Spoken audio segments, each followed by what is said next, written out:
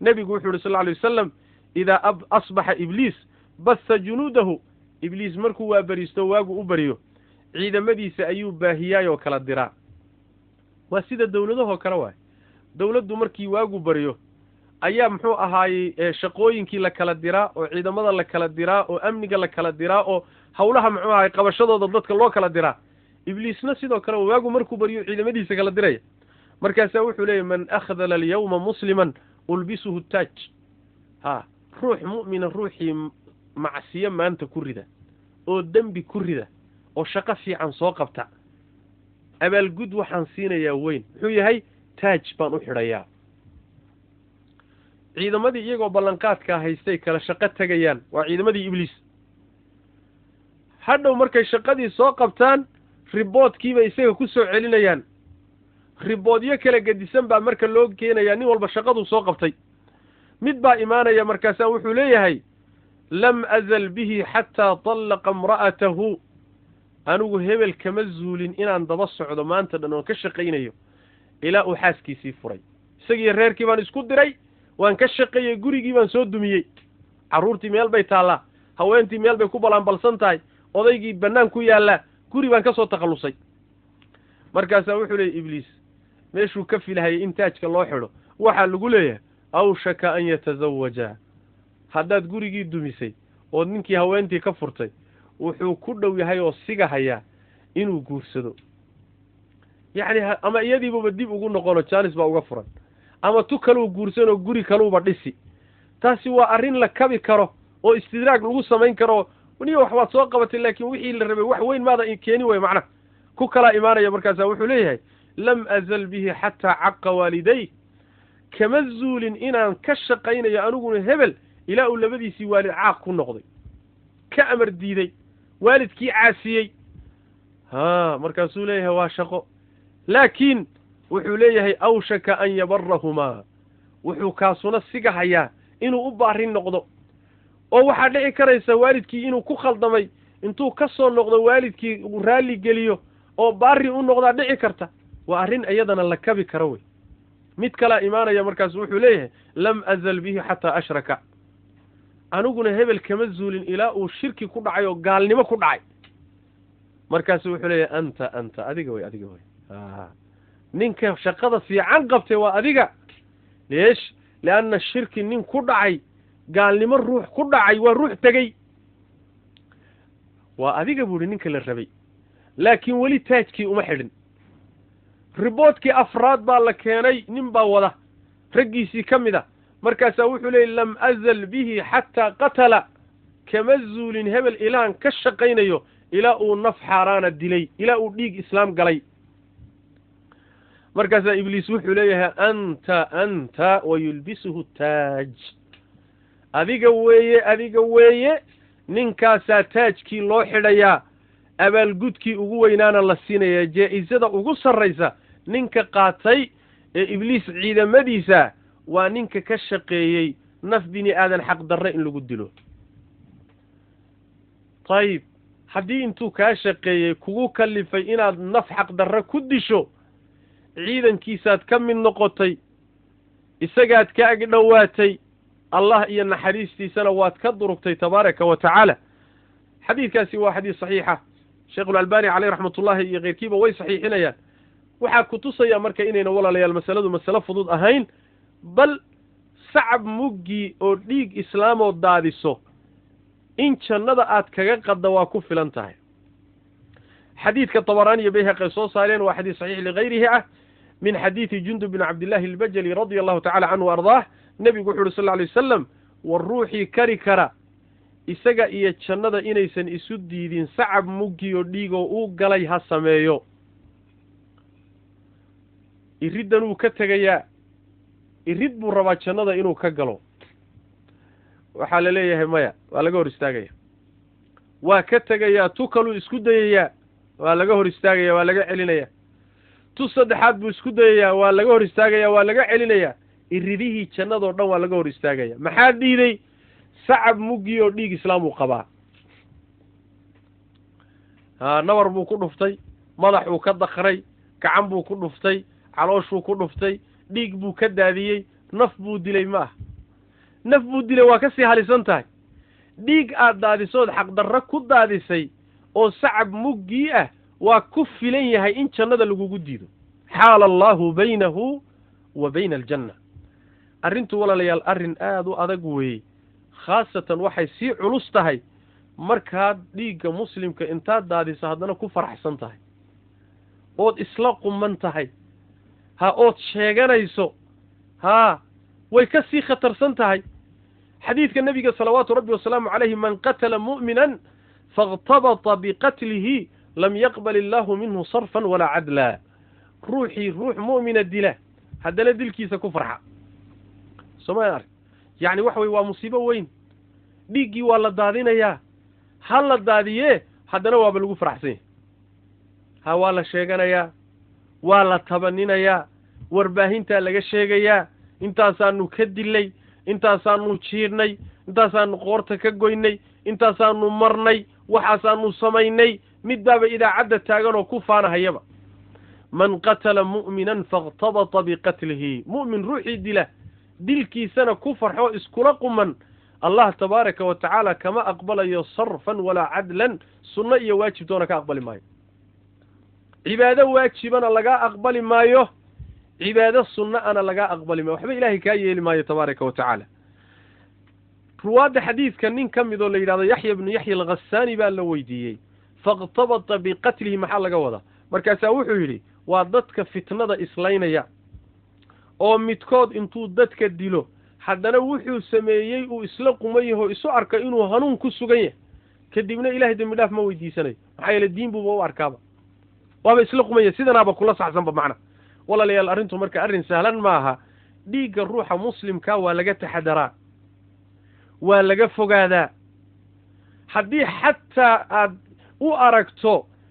inuu ka mid yahay qaybihii shareecadu fasaxday inuu yahay haddaad u aragto xataa marka aad miisaamayso iyo markaad ka hadlayso iyo markaad xukunkeeda qaadanayso intaba cabsi badan iyo taxadar badan iyo lug horay u dhig iyo mid gadaal u dhig iyo ka fiirso iyo ha degdegin iyo ha fududaanin waa in ay kugu jirto waa inay kugu jirto li'anna waxa weeyaan arrinkan arrin fudud ahayn ruuxii allah ka baqaya diinna yaqaana aakhare iyo waxa soo socdana ku tala gashan shaki wuxuusan ku jirin baabkani aad buu ugu culus yahay laakiin haddaad aragto ruux iska dabaalanaya danba aan ka lahayn dadkeedii ma aha xukumku iska gaadhayaa kadibna waa fulinayaa muxuu ahaayey isagaa iska qaadanaya dan kama le dadkeediina ma aha waxaad ogaanaysaa ruuxaasi diin la'aan baa haysa madharkiisa iyo muuqaalkiisa kore ha ku kadsoomin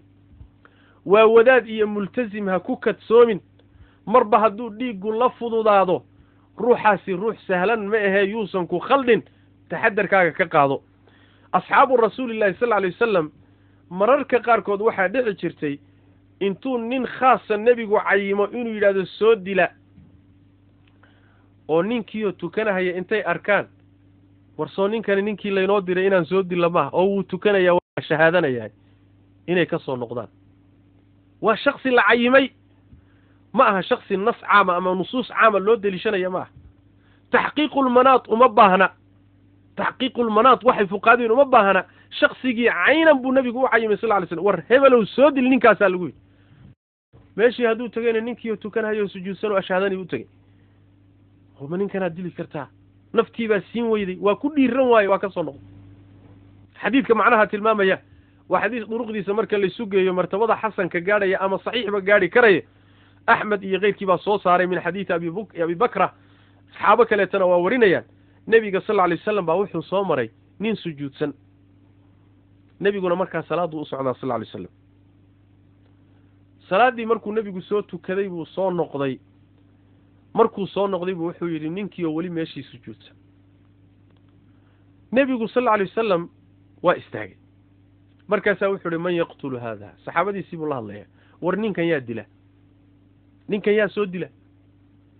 nin baa istaagay raggii ka mid ah saxaabadii ka mid ah anaa dili bu rasuulillahi faxasara can yadayhi faاkhtarata sayfahu wahazza markuu ninkii u tegey ayuu gacmaha faydfaytay waa isdiyaariyey seeftiina galkuu kala baxay seeftiina waa ruuxay ninkiina waa dul taagan yahay inuu diluu doonaya ninkii wuxuu arkay tukanaya oo haddana ashahaadanaya waa isaga soo noqday seeftiisiina waa xaraysay isagiina dib uu soo noqday nebigu u yimid war maxaa kugu dhacay yaa nabiy allah biabii anta wa ummii kayfa aqtulu rajulan saajidan yashhadu an laa ilaaha ila allah wa anna muxammadan cabduhu rasuuluh rasuulka ilaahayow aabbahay iyo hooyaday baad igala qaalisantahoon kugu furane oon ku dhaafsan seen u dilaa nin sujuudsan oo qiraya shahaadateynko laa ilaaha ila allahu leh seen u dilaa rasuulku sal lla alay waslam wuxuu yidhi man yaqtulu haada warkani wax shaqadaa qaban waaye yaa kaloo shaqadaa qabanoo ninkaa dila nin labaad baa isu soo taagay anaa qaban buu rasul anaa dili faxasara can diraacayhi dhudhumaduu faytay faاkhtarata sayfahu seeftiibuu galka kala baxay markaasuu ruxay ilaa muxuu ahay dhudhunkiisi iyo gacantii oo dhan isla gariirtay markuu damcay inuu ku dhufto naftiisu waxay siin weyday ruuxan sujuudsan dil waa isaga soo noqday dib buu u soo cararay wuxuu yidhi yaa nabiy allah kayfa aqtulu rajulan saajidan yashhadu an laa ilaaha ila allah wa anna muxammadan cabduhu rasuuluh rasuul ilaahay ruux sujuudsan oo shahaadateynka qiraya seen u dilaa waa ku dhiiran waaye naftu waa isiin weyday waa soo noqday mar saddexaad buu nabigu wuxu uhi sal lla alay slam man yaqtulu hada war ninka yaa soo dila war ninka yaa soo dila nin saddexaad baa soo kaxay aniga iigu faataxeeye kacba la yidhi wuu tegey ninkii hadduu u tegey meeshii buu ka waayay ninkii meeshii maba joogaba markaasaa nebigu wuxuu yihi salawaatu rabbi wasalaamu calayh waaladii nafsii biyadihi low qataltumuuhu lakaana awala fitnatin wa aakhirahaa waxaan ku dhaartay allaha naftaydu gacantiisa ay ku jirtee haddaad dili lahaydeen wuxuu noqon lahaa fitno tii ugu horraysay iyo tii ugu dambaysay xadiidkaasi waxay culimmadu yidhaahdaan ninkaasi waa raggii khawaarijta afkaartoodu ka bilaabatay oo ninku nin saaxibulfitna abuu ahaa oo balaaye ka soo socoto ujeeddadu marka waxa weeye mas'aladu masale ijtihaad u baahan ma ahee shaaricii baa amar ku bixiyey taxqiiqulmanaadna uma baahnee shaksigii baa loo cayimay oo hebel dilaa la yidhi saxaabadiina waa dhiiran waayeen leanna ruuxu waana tukanahayaa waana ashahaadanayaa waa ka soo noqdeen oo dib bay u soo noqdeen rasuulku salawaatu rabbi wasalaamu caleyh raggaas soo noqday ma canaananin maxaa yeelay xadiidka kale fii saxiixi muslim ku yaalla rasuulka salawaatu rabbi wasalaamu caleyh munaafiqiintii arrintoodii markii ay dhibeen oy isku dayeen nebiga inay dilaan salawaatu rabbi wasalaamu caleyhi yani dhib badanna ay soo mariyeen waa kii khaalid ibnu waliid dhihi jiray rasuulka ilaahay oo aan diloon aan ka takhalluso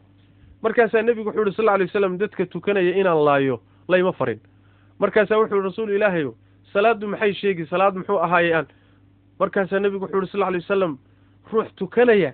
oo salaadaya oo la caabudaya inaan dilo layma farin inaan dilo layma farin xaaladdaa marka ninkaa nebigu uu saxaabada dila leeyahay riwaayaadka qaarkood waxay sheegayaan raggaas saxaabadee saddexdee nebigu iska daba diray midka hore abubakr sidiiq buu ahaa ee ka soo noqday ka labaadna cumar buu ahaa ee ka soo noqday ninka saddexaadee meesha markuu tegey ninkii waayeyna cali bn abi taalib buu ahaa radia allahu tacala canhu wa ardaa masaladu marka waxa walaalayaal yacni waa meeshay culimmadu yidhaahdaan alkhata'u fi alcafwi khayrun min alkhata'i fi alcuquuba in aad gafto ood ku khaldanto cafi ruux dil mutay inaad intaad khaldanto si khalada aad ku sii dayso oo dilka kaga cafido ayaa dhaanta ruuxaan dil mudanin inaad disho yacni waxa weeye intuu noqon lahaa ruux yacni muslima oo xaqdarro lagu dilay intuu noqon lahaa mid mudnaa in la dilo oo fakaday ha noqdo taasaa dhaanta ruuxa muslimkaa marka dhiig markuu yimaado dhiiggunaad muslimiinta iyo dadka tukanaya dhiiggooda uu noqdo waa inuu aada u xisaabtamo waa inuu taxadaro waa inuu fikiro waa inuu ka fiirsado markaad ka hadlayso masaa'isha noocan oo kale ah aad iyo aad inaad u taxadartay u baahan tahay ama ha noqoto sheekh ka hadlayo oo dadkan iyo asbaabtii lagu dili lahaa baad tabriirinaysaa oo waxaad leedahay dadkani way ka baxeen cismadii iyo dhiigga ilaashanaa waa ka baxeen oo waxay galeen dadkii la soo reebay oo shareecadu ogolaatay in la laayay galeen nin ka hadlayo fatwoonayo taqriirinaya noqo ama nin fulinaya noqo ama nin muxuu ahaayey kaa kaalmaynayo garab u noqo ama kii amarka bixinayay noqo ama kii amarka qaadanayay noqo masaladu hadday dhiig ku saabsan tahay dad tukanayo muslimiin ah waa inaad aad uga fiirsato ood ka taxadartoodan fududaanin haddaad fududaato soo maaha adaa garanaya ceelkaad ka cabbi doonto adaana garanaya meesha xisaabtaad u taallo waad socotaa allah tabaaraka wa tacaala baad u tegi qabri baad geli qiyaamaad jirta xisaab baad jirta aakharaad jirta allah tabaaraka wa tacaala ballantu waa halkaa waxa kaa horreeyeed ku talagelaysa muxuu yahay marka allah ha laga boqo walaalayaal ilaahay tabaaraka wa tacaala ha laga boqo dimaadan iyo dhiigga 20 sano daadanayana ha laga fogaado fitankanna yaan laga qayb qaadanin mas'alana dadka inay isaga khaldantahay ma saxsana talbiisaad fara badan baa waayaha la geliyey dadkana way isaga dhex darmatay maa bayna qaalin وما بين muxuu ahaay dadka qaarkoodna xadgudub bay ku sameeyeen dadka qaarkoodna waa ka soo ka dhaceen wa khayru al-umuri awsatuha wal hasanatu bayna sayyi'atayn in la isku khaldo jihaadka sharciga ah ee dhulalka muslimiinta lagu difaacayo ee quzaadiya dadka soo duulay gaalada lagaga celinayo iyo dad muslimiin dhiigooda in la daadiyo bishubha aw bita'awul أو بعمد أو بخطأ إن ديك مسلمين لداديو أو لبنيستو أو فتن لقلو إيه جهات شرعية أو مقدسة أو أما الدفعية أما الطلب لباب بيكليهين لبادي باب إنا إساقا قسمانا أقون درو إيه فقه درو إيه النصيب حموي لباب أو كلا قد يسوي باب كي فتنك حدو جهات كلا نقضو dimaadii bannaanayd iyo dimaadii xaaraamtayd hadday isaga kaa qasmaan ood sidaa ku dabaalata jannaan tegayaana aad tidhaahdo waxa kaa horreeyaayo waa xaqaa'iq ma aha ismoodsiis iyo dunuun iyo mala iyo waxbaan moodayey ma aha mas'alada marka in aad looga fiirsaday u baahan tahay 20 sano dhiigga la daadinaya mar lagu daadinaya qabaa'il islaynaysa dhul baa la kala qabsanayaa kursi iyo madaxnimaa lagu dagaalamayaa deegaamaan difaacanaynaa reehbel xuquuqdiisa soo celi marna aan ku lagu dagaalamayay muxuu ahaayay yani wax weeye guruubaysi iyo kooxaysi haddana ay ku dambaysay in lagu dagaalamo kuraas iyo manaasib iyo jagooyin iyo waxaan la garanaynin kullu daalika midka gaalada soo kaxaystay oo gaalo intuu dhul muslimiin keenay doonayo inuu kursi ku gaadho ama kursi ku ilaashado bishiibana intaasoo muslima madaafiic lagu garaacayo la baabi'inayo xisaabta ilaahay agtiisa u taalla isagiyo inta taageersanaha ku talagaleen midka wadaadnimada sheeganaya jihaad baan ku jiraale dhiigga muslimkuna u fudud yahay shubha yar ku bannaysanaya fitanka jiidhaya waxba aan ilaalinaynin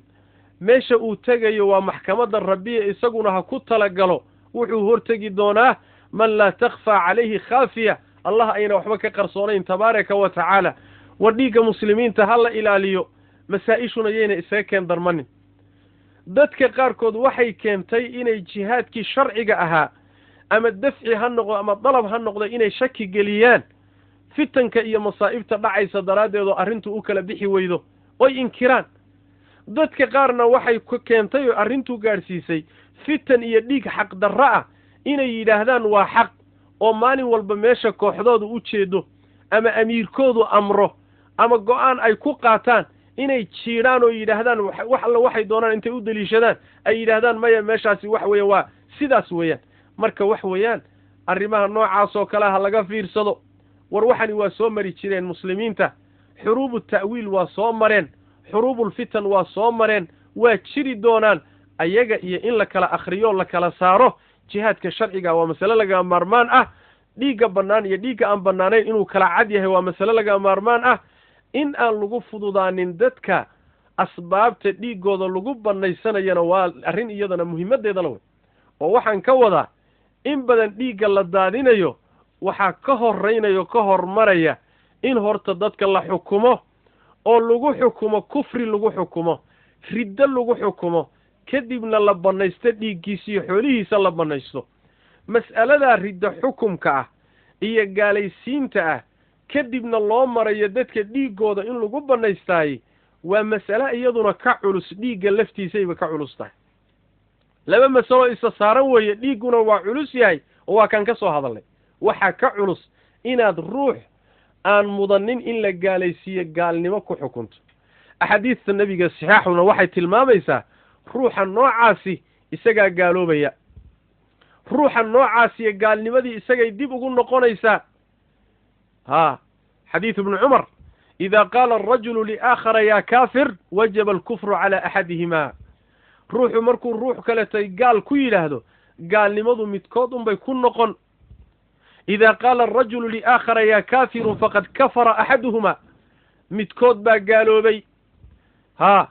fain kaana aladii qiila lahu kaafir kadalika fahuwa kama qaal wailaa faqad baa'a alaakharu bilkufri kii gaalnimada lagu sheegay hadduu sidii lagu sheegay yahayna xaqiiqati alamri waa arrintu waa suu sheegay hadduusan ahayn oo muslim uu yahay la gaalaysiinayo oo lagu xadgudbayo markaasi kii kalaa gaalnimadii la tegaya oo gaalnimadii la noqonaya alimaamu taxaawi fii mushkil alaahaar wuxuu leeyahay waxaa laga wadaa qaطcan ruuxii xaqdarro wax ku gaalaysiiya biduuni ta'wiil saa'iq ah isagaa gaaloobaya waana nusuusta loo deliishado khawaarijtu inay gaalo tahay culimadii qabtay waa ra'yi culimada selafka qaar ka mida ay qabeen axaadiista loo deliishaday ka mid tahay lianna mas'alatu takfiirista iyo gaalaysiinta fi'adii ugu horraysay ee ku kacdee muslimiin aan mudnayn in la gaalaysiiya kadibna dhiiggooda saa ku bannaysta fi'adii ugu horraysay ee samaysay khawaarij bay ahayd niman salaad badan oo soom badan oo qur-aan akhris badan oo cibaado badan oo run badan oo ballan ilaalin badan oo sida kale aadan haba yaraatee wadaadnimadooda aad la yaabayso iyo iltisaamkooday ahayd laakiin xaggee musiibadu kaga dhacday muslimiintii oon mudnayn in la gaalaysiiyeen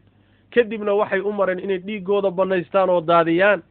labadaa qodob iyo qodobo kaloo raacsan oo sifaadoo ay leeyihiin ayaa waxay keentay salaadoodii inayna u shafeecin soonkii badnaa u shafeecin qur-aan akhriskii uma shafeecin iltisaamkii kale uma shafeecin waxaasoo dhan wax uma tarin ilaa uu nebigu yidhahdo salawaatu rabbi wasalaamu caleyh meeshaad ku aragtaan ballaaya oo haddaan gaadho waan la dagaalamiyo waan layn oo dhulka wax lagu laayay ugu shar badan yihiin oo naarta dadka gelaya ahlu naarka aydoodii weeye war waa dad tukanahaya waa dad soomaya waa dad qur-aan akhrinaya waa dad ballanti ilaalinaya waa dad run sheegayoon been lagu arkaynin waa dad multasimiin ah xaggee laga gaadhay waxay ku fududaadeen mas'alatu takfiir wa mas'alatu istixlaal addimaa dhiiggoo la bannaysto iyo gaalaysiintay ku fududaadeen oo dariiqeedii bay marin waayeen lianna masalada takfiirintu waa masale sharci ah ruuxu hadduu diintiisa wax ka saara la yimaado inuu ka baxayo waa masale sharci ah qawaacidda shareecaday ka mid tahay laakiin dariiq bay leedahay waxay leedahay cid xukumi kartay leedahay waxay leedahay tafaasiil bay leedahay ma tiid adugu ninkii xukumi lahaa dadka waxaa iska leh ahlulcilmigaa iska leh ahludiinkaa iska leh ahlulijtihaadkaa iska leh dadkii ilaahay siiyey inay qadaayaadkan go-aan ka gaadhaan baa iska leh waraxima allahu man carafa qadra nafsihi ma tihid ruuxii iska lahaa ma tihid haddaad gashana waxaad uun tahay nin indhala-aan hagabsanaya waxaad tahay nin galay bohol uusan ka soo bixi karin si fudud waa gaal waa ridoobay diintuu ka baxay dila qoorta u caseeya kala fiiqa war saa uma sahlana masaladu saa uma sahlana masale adag weeye ninka allah yaqaano ee diinta leh markuu ruux gaalaysiintooda muslimnimo lagu ogaa oo ku dhacay shay naaqidoo diinta ka saara markii inuu xukumo ay noqoto yaxsabu lahu alfa xisaab intaas xisaabood intaasoo talagal xagga ka fiiri dhankan ka fiiri haddaad jaahil tahay laakiin waxaasoo dhan kaa qarsoon yihiin sida biyahoo kalead u kabanaysaa inaad hebel gaalisaysaa waxba kulama aha inaad mujtamac dhan gaalisaysaa waxba kulama ma aha inaad dhiiggooda daadisana waxba kulama aha leanna jaahilla waa tahay khibraddeediiyo aqoonteediina ma lihid waxa ka dhalanayana kumaba muuqdaba allah tabaaraka wa tacaala walaalayaal aan ka baqno masaa-isha noocaan oo kale ayaan lagu fududaanin ehelkeeda ha loo daayo nebigu wuxu uhi sal lla alay wasalam qudaaddu waa 3 2 ka mida naartay gelayaan midna waa ahlu janno dadka wax xukuma dimaada xukuma adyaanta xukuma yacni acraadda xukuma dadka wax xukumaay 2 waa ahlu naar midna waa ahlu janno midka ahlu jannaha ah waa nin caalim ah wax garanaya wuxuu xukumayo wuu garanaya wuxuu garanayay iyo cadaaladii buuna wax ku xukumay kaasi jannuu ku galaya ka labaadii waa jaahil isagoo jaahila buu galay qaalinimadii oo axkaamtii guda galay ama ha asiibo ama ha gafo waa ahlu naar leanna baabkiisii baab ahayn buu galay meelaan qaadi karin buu isku cidhiidhiyey waa ahlu naar hadduu asiibo iyo hadduu khadao labadu waa ahlu naar ka kalena waa nin wax garanaya laakiin wuxuu garanayay ka been sheegay oo ka leexday oo jawr iyo xaqdarro xukumay cilmiguu garanayeyna ka leexday isaguna waa ahlu naar labadaa qaalina waa ahlu naar qaaligaasina waa ahlu janna markaad masalatu dimaa xukumayso ood diinta dadka xukumayso ood gaalaysiinayso ood laynayso ood xoolahooda bannaysanayso 3daa qaali kee tahay ma caalim baa tahay oo qadaa bimuqtada alcilmi miyaa tahay mise jaahil baa tahay mise waxaa tahay caalim oo qadaa bikhilaafi muqtada alcilmi 3daa waxaan ahayn maba jiraba haddaad jaahil tahayna 2 gooraba ahlu naar baa tahay axkaamtaad qaadatayna waxba kama jiro ilaahay aan ka baqno tabaaraka wa tacaala arrimahaasi dadkeeda ha loo daayo culimada ummaddu ha ku xidhanto diinta ha la ilaaliyo maraakista islaamiga ee ummaddu ka faa'iidaysanayso ha la xifdiyo meel aan culimo jirin iyo barnaamij ayna culimo wadin iyo hawl aan culimo ka dambaynin hawl dad diinta garanayo kitaabka ilaahay garanaya ayna wadin wakhtiga yeena idinka luminin culimada ka ag dhowaada culimadu waa cismada ummadda marka ay fitanku ku bilowdaan meesha lagu cararo waa culimada diinta leh aqoonta iyo alla ka cabsiga isku darsaday ninkaasaana badbaadaya kullamaa aad culimadiiyo dadka diinta leh ee diinta garanaya lagaa fogeeyana waxa aad ku dhacaysaayo waxa weeyaan waa badweyn iyo mawjado fitanaa ku qaadaya oodan garanaynin meelay kuu wataan iyo meelaad u socoto iyo nebiga salawaatu rabbi wasalaamu calayh waa ka inoo sheegay culimmadu markii muxuu ahaayey inay yihiin dadka ummadda ilaashimadeedu ay ku jiraan saxaabadu markay noolaayeenna iyagaa ummadda u ahaa xidigaha ummaddu ku iftiinsato xaq iyo baadilka ay ku kala garato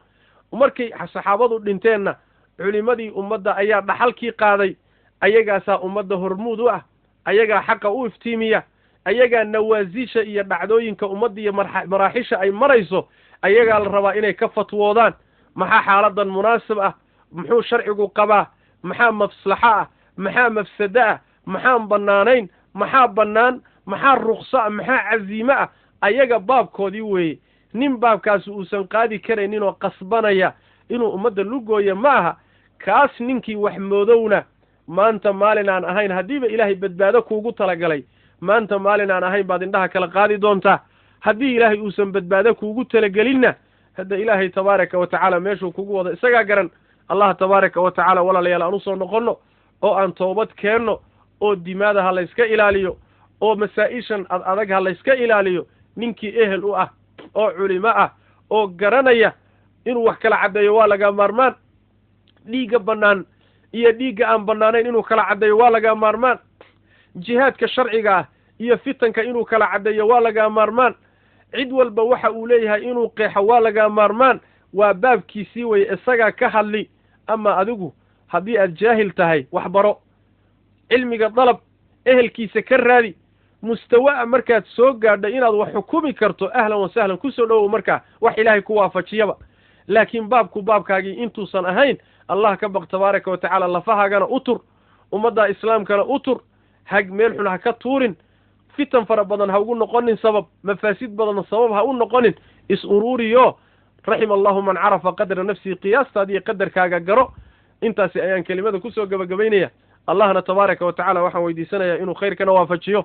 samaanta iyo muxuu ahaayey iimaan saxiixana rabbi tabaaraka wa tacaala nagu dilo khaatumadana noo hagaajiyo islaamnimana rabbi tabaaraka wa tacaala nagu dilo naguna soo saaro fitankana alla naga xifdiyo tabaaraka wa tacaala hada wabillahi tawfiiq wasala allahuma wasalam calaa nabiyina moxamed wacala alihi wasaxbihi wasalam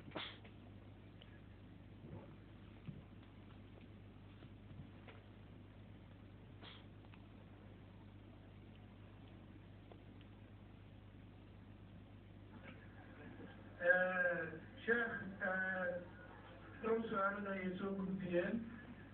dadweynaha su-aasha koobaad waxay leeyihiin tooba ma leeyahay qofkii qof dila mas'aladu naarta ma ku waaraya oo mas'aladu waa mas'alo khilaafiga mise naartu ku waaraya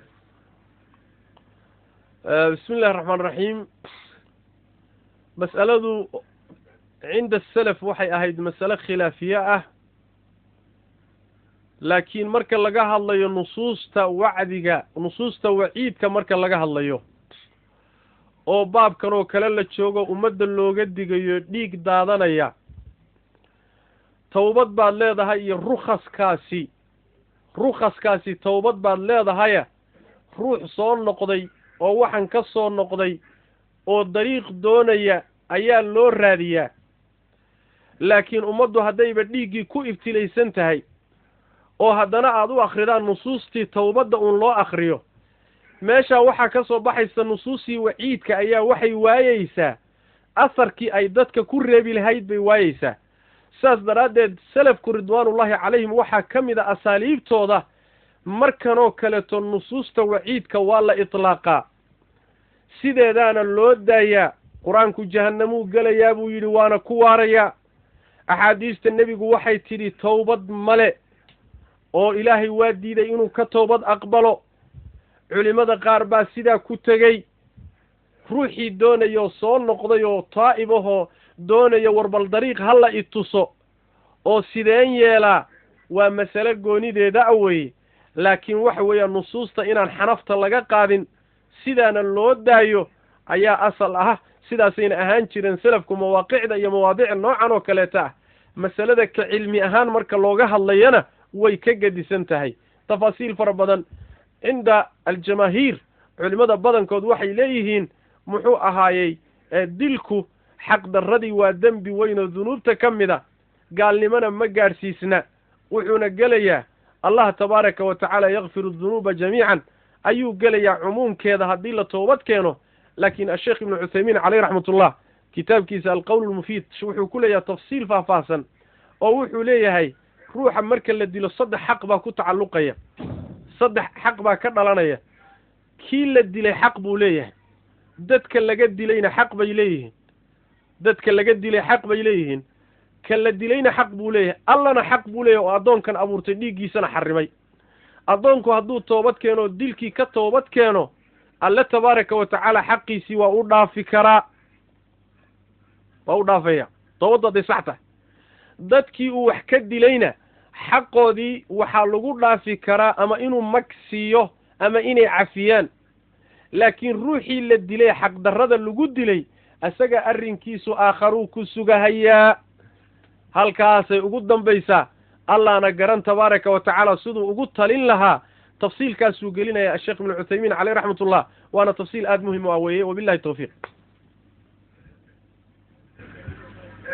sheekh saciidka labaad wuxuu leeyahay waxaa jira nin odaya oon qaraaban lahay oo gabdhaha wan wanaagsan caaya mar walba macnaha ku sheegay oo dana seexeeyey kadibna ku madax habeeyey ninkii waan ma gooyaa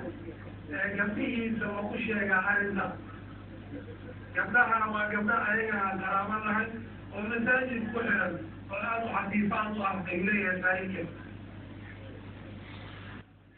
bismi illahi raxmaan raxiim qur-aanka rabbi tabaaraka wa tacaala wuxuu inoogu sheegay fii suurati الnuur ina aladiina yarmuuna almuxsanaati alghaafilaati almu'minaat lucinuu fi اdunya waalaakhira kuwa xumaanta ku sheegaya zinada ku sheegaya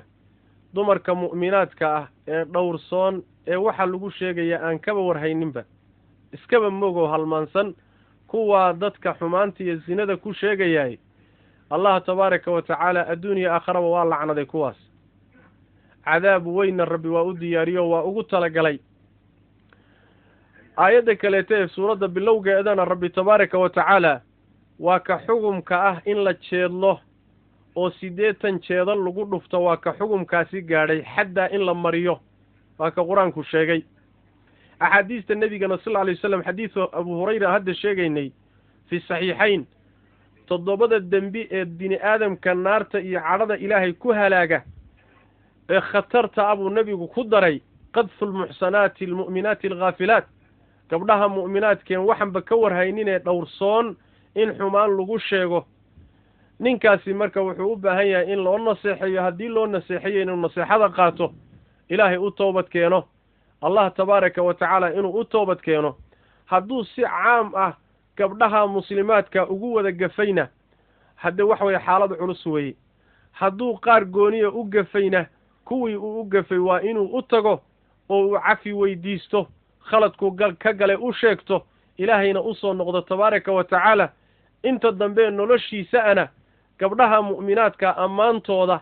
iyo khayrkooda inuu sheego meelihii uu xumaantooda ku sheegi jiray waa inuu ka shaqeeyo casa allahu an yakfirah oo an yakfira lahu tabaaraka wa tacaala allah tabaaraka wa tacaala samaanta hana waafajiyo dadka ahludiinka ee ahlullaahiga ah haddaad la collowdo oo diintooda ula dagaalamaysana way ka sii daran taha markaa kufri bay gaadhi kartaa haddii aad dadkaasi diintooda iyo xijaabkooda iyo dhowrsoonaantooda hadday ku dhibayso oo aad rabto inay isqaawiyaan oo aad rabto inay xijaabka dhigaan oo aad rabto beddelkay dhowrsoon yihiin inay zino iyo qashin ay dabaashaan haddii sidaasi aad darteed ula dagaalamaysana islaamba ma tihidba marba hadday sidaa tahayna sababtaadu marka waa diin la dagaalana dad nacayb maaha diinta iyo mabda-oodaad necab tahay markaa mabduuna waa kii rabbi kaa nacaybkiisuna waa gaalnimo shaki kuma jiro bilijmac waa la isku waafaqsan yahy wallahu aclam bisawaab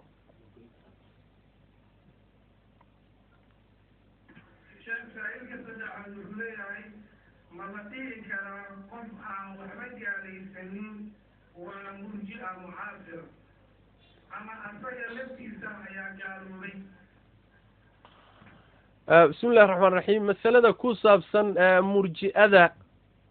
waa khad kaleeto oo ka soo horjeeda khawaarijta fikirkooda khawaarijtu markay soo baxeen ayaa waxaa yimid fikir kale oo khawaarijta inuu radiyo doonaya markaasuu wuxuu ku radiyey meeshii khawaarijtu ay joogeen mooye dhankii kaleu isaguna istaagay xaqii baa marka labadoodaba dhexdooda ka baxay marka waa alfaadda waayahan dambe laysku tuurtuurayo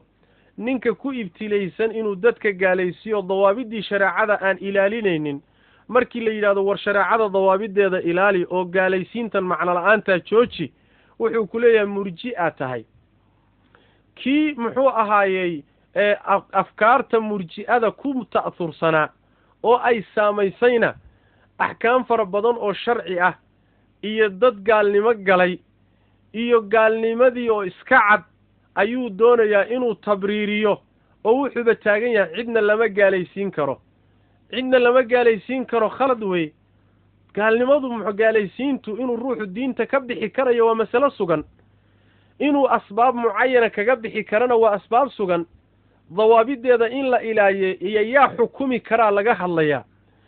laakiin waxa weeyaan mas'alada inuu ruuxu diinta ka bixi karo muslim markuu ahaa kadib axkaamna ka dhalanayso ruuxa inkirsani waxa weeyaan caqiidatu murji'a waa ku jirtaa dad waxaad arkaysaa masalan hadda ka doodaya oo muran badan ka qaba oo ka kicinahaya gaalo dhul islaam soo gashay oo duulaan ah ma lala dagaalami karaale lala dagaalami maayo ku kaasi ku fushanayo ku danaysanayo oo ku dangaadhayo yuu leeyahay maya muslim baa ku dhex jira war dhulka muslimiinta ayaa mustahdaf ah waa duulaan kani qaswigii duulaanku qayb ka yahay haddana wuxuu ku leeyahay maya waa muslim waaye yacni waxa weeyaan waxaa marka ka maqan muslimku isagoo islaam ahaa inuu mar gaaloobi karo isagoo islaam ahaa inuu marmarka qaarkood dhiiggiisu bannaanaan karo bidawaabid iyo shuruud sharciya oo jirta